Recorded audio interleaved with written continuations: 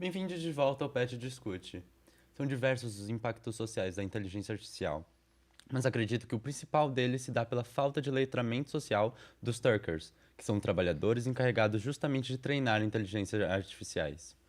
A presença de imagens por inteligência artificial que refletem estereótipos racistas, misóginos e antissemitas muito se dá pelo reflexo do cotidiano desses trabalhadores, um verdadeiro precariado social. E agora, voltamos para as perguntas. Ahn, qual é o papel dos artistas e produtores audiovisuais nessa manutenção da ética da IA? Seria papel deles? Acho que é importante assim a gente observar, né, grande parte dos processos criativos que envolvem obras de arte, que nós estamos realmente diante na dependência, claro, da índole ou da forma como os artistas se apropriam da inteligência artificial. Mas também, acho que a gente já falou um pouquinho, o Henrique já Uhum. trouxe essa questão, a gente está na dependência de pouquíssimas empresas, né, big datas que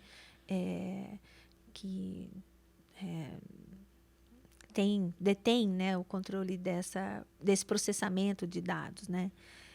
Então, eu acho que não dá para a gente não considerar o fato de que envolve os desenvolvedores, os programadores, né, de empresas. Então, ainda que os artistas tenham um papel determinante, eu acredito, sim, no desenvolvimento da inteligência artificial, com certeza, principalmente os que estão dentro, né, desse sistema. E acredito também na conscientização da necessidade mesmo de legislações fortes, né, e eficazes que continuem garantindo, principalmente quando dizem respeito aos direitos autorais, né, e à propriedade intelectual de criadores e artistas, né.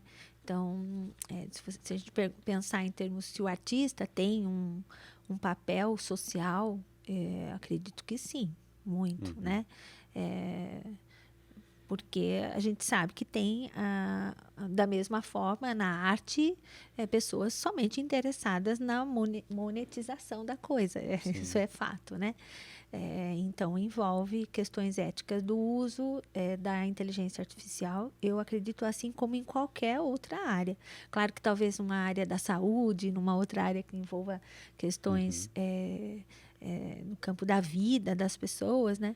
Ah, e mas ainda assim, o uso da imagem, a maneira como essa imagem impacta a sociedade, né? Eu acredito que há de Uhum. se ter uma reflexão, o artista pensar, né, do ponto de vista da sua atitude frente ao uso da inteligência artificial. Sim. Acredito sim, né? E você, Henrique? Eu também acredito. Tem aquele musical da Broadway que é Hamilton, né? E Aham, tem sim. uma das músicas que eles falam, né? A gente tem que estar na sala onde as coisas são decididas. Eu acho que a gente tem que assumir, às vezes, alguns protagonismos. Porque o que hoje é uma sala de programação? Quem está dentro dessa sala? Porque Uhum. esses vieses, eles estão surgindo desses espaços. É claro que existem esses trabalhadores que estão em situações precárias, que são os que estão minerando, né, esses Os dados. dados, Mas, além de pensar e olhar para essas situações que são abusivas, a gente também tem que pensar as salas de programações que decidem esses projetos de algoritmos, né? Mais do que a programação em si, é o projeto, esse Isso. modelo, esse template que é Uhum. organizado. Então, eu acho que cabe ao artista, sim, estar dentro desses espaços. Além de produzir a arte, enquanto obra artística para fruição, mas participar dessas discussões do como produzir essa arte com a assistência dessas tecnologias. E foi o que a Regilene falou para todas as áreas. Se eu estou desenvolvendo um algoritmo médico, eu tenho que ter médicos envolvidos. Uhum. E eu acho que um ponto muito importante foi o que aconteceu recentemente, né? Na semana retrasada, quando dentro da OpenAI o conselho administrativo demitiu o Sam Altman, que era o CEO. Uhum. Daí todos os funcionários, né, uma grande parcela dos funcionários, fez um abaixo-assinado falando que eles não concordavam com essa decisão e reestabeleceram ele ao cargo de CEO. E o que estava por trás disso? A visão de aplicação da inteligência artificial dentro do nosso contexto. existe o grupo que é liderado pelo Sam Altman, que quer colocar a inteligência artificial à prova já no usuário, e outros que querem discutir um pouco a aceleração desse processo de adoção dessa tecnologia. Eu acho que enquanto artistas, produtores de artes, nós temos que pensar também nessa crítica a essa velocidade de apropriação da tecnologia, mas participar também do processo de produção dessas questões técnicas. Sim. E agora, Regilene, mais especificamente na sua área de pesquisa, que é a videoarte, como a inteligência artificial se encontra nessa parte?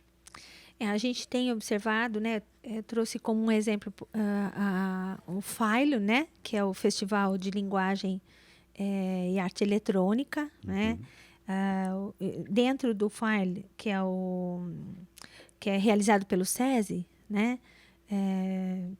Bienal, tá? Então, de 2 em 2 anos, né? A gente teve agora em 2022, a gente vai ter em 2024. A gente tem observado na categoria da audiovisual um campo bastante fértil para a questão experimental que eu dizia, inclusive, no começo da minha fala, né?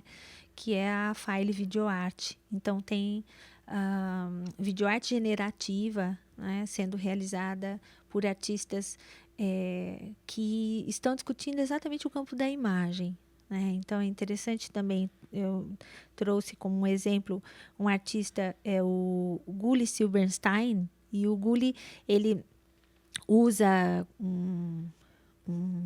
uma espécie de glitch art, né, só que em vídeo, né, que é o chamado datamotion, né, e aí ele vai exatamente discutir uma questão ética do campo da ecologia. Então, ele usa imagens e ele usa algoritmos para reelaborar, né, são bancos de dados de vídeos mesmo, né? E aí, a partir disso, a gente tem videoarte, uma delas, né? Que é uma série muito, muito interessante, que é Matter and Light, que é de 2019, bem recente essa videoarte. Então, o que a gente tem visto? Um campo da visualidade, um campo da abstração, um campo de discussão, de desconstrução dessas imagens, né? Que era isso que eu falava agora há pouco, né? E uma estética algorítmica muito voltada para a discussão do campo da audiovisualidade. Essa linguagem tão presente, né? Tão imperativa. Então, esses artistas que trabalham com videoarte generativa, eles aplicam os algoritmos exatamente para a desconstrução da linguagem e um diálogo do que está por trás das audiovisualidades contemporâneas. Né? E agora, Henrique, como a inteligência artificial tem interferido ou sido uma peça central no audiovisual contemporâneo? Eu acho que essa é uma questão que foi muito discutida este ano em âmbito profissional em larga escala. Por exemplo, nos Estados Unidos, os principais sindicatos, né, os dos roteiristas, dos atores, entram em greve justamente para discutir isso, né? Porque os estúdios já estão adotando a inteligência artificial, não na produção do roteiro ou na utilização de um robô no local do ator, mas de captura de dados. Então, é o ator que concorda agora, ou concordava antes, em contrato, em ter toda a sua imagem e voz capturada para, caso seja necessário, ou do interesse do estúdio, eles recriarem aquela figura humana. Ou os roteiristas que tinham encomendas de fazer roteiros a partir de resultados de pesquisas de inteligência artificial. Então, a inteligência artificial falava, um filme que vai dar certo é um filme que tem isso, isso, isso, isso, e tem essa trama. Escreva esse roteiro. Essa questão da autoralidade e do direito da própria imagem, eu acho que foi uma questão muito discutida esse ano, e eu acho que esse é o teor do audiovisual profissional que a gente vem observando.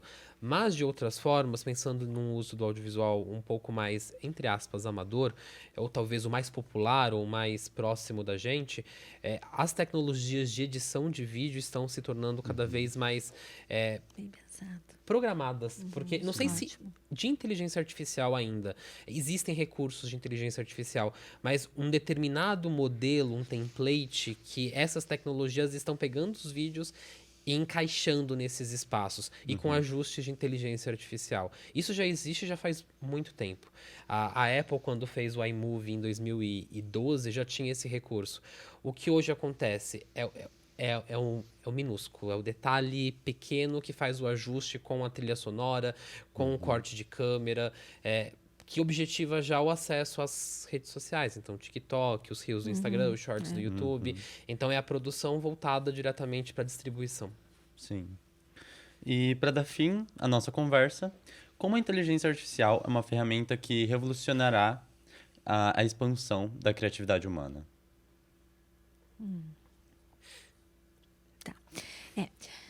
Então, pensando em expansão da criatividade, não quero ser repetitiva, mas só há expansão da criatividade quando uma ferramenta, de fato, ela é questionada quanto à sua funcionalidade. Então, se a gente manter nossa relação com a inteligência artificial, alimentando, como a gente, na maioria das vezes, alimenta os dados, né? Fazendo joguinhos, vou dar um exemplo assim bem banal, fazendo joguinhos lá no Facebook que pergunta para você que tipo de coisa que você gosta, quer dizer, você está alimentando, né? Você está alimentando lá só, né?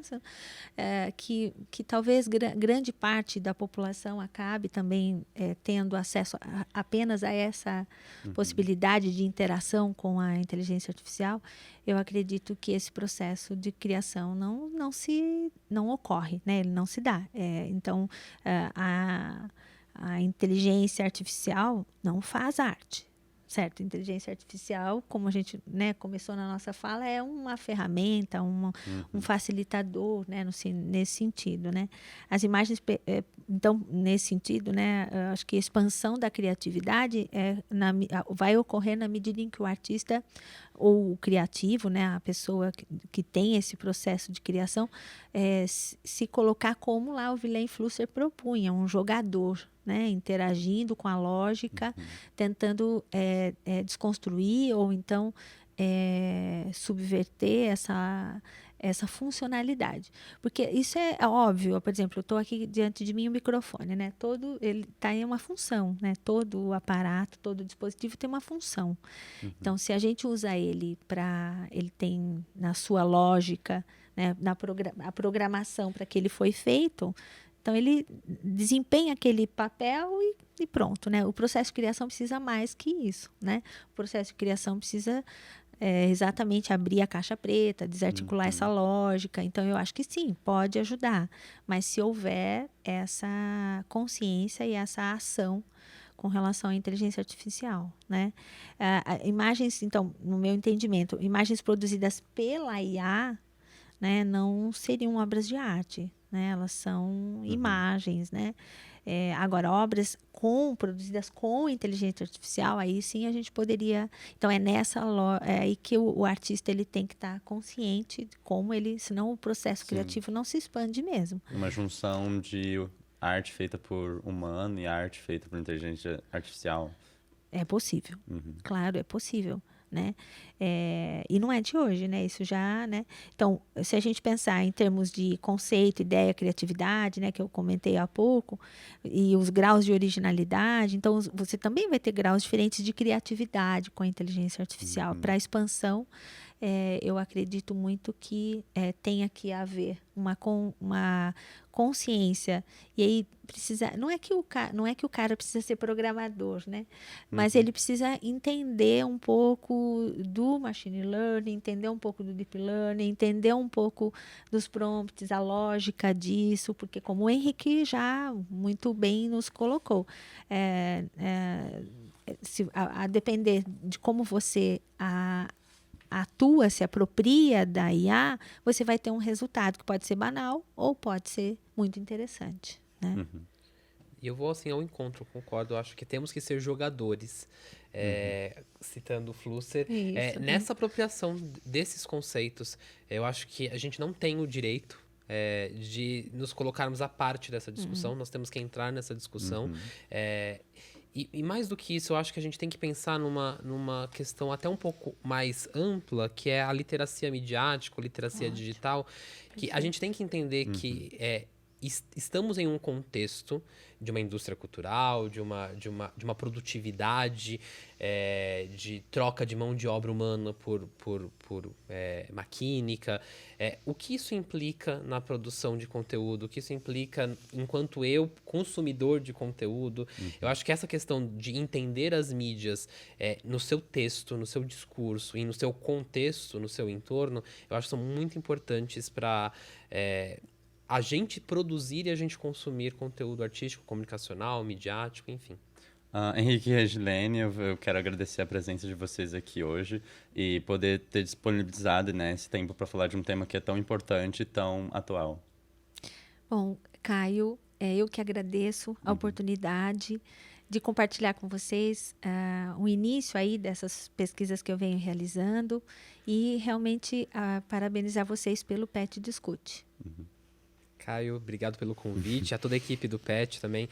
Como egresso do curso, eu fico muito feliz em ver o curso discutindo esses assuntos e trazendo essas questões que são as questões talvez fundamentais da nossa geração e pensar como que a gente pode se articular, como a gente pode agir nesse novo contexto de produção de conteúdo, de mídia, de arte. Então, quero agradecer tanto ao PET quanto à TV Unesp por essa acolhida desse assunto e por esse programa. Agradeço também aos telespectadores e à TV Unesp pela parceria, possibilitando que o programa fosse gravado em seus estúdios e por compartilharem e colaborarem para o desenvolvimento dos conhecimentos técnicos da equipe. Continue nos acompanhando nas nossas redes sociais para mais novidades. Nosso programa é uma produção do PET, Rádio e TV da Unesp Bauru, em parceria com a TV Unesp. Agradecemos e até a próxima!